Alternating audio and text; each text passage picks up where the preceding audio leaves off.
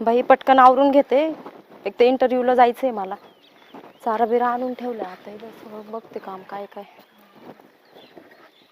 हे कुठे गेलेत काय माहिती. ओ ऐकताय का? या इकडं, थांबा आलो. या पटकन.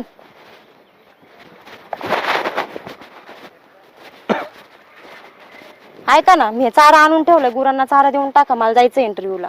कुठे जायचंय तुला? मी कामाला लागायचंय मला. कामाला बिमाला नाही जायचं. का बरं नाही जायचं? असंच नाही जायचं. स्वतः काम धंदे करीत नाही, मला पण करू देत नाही. हा नाही जायचं, तुला सांगितलेलं कळतं. का नाही जायचं पण? असंच नाही जायचं.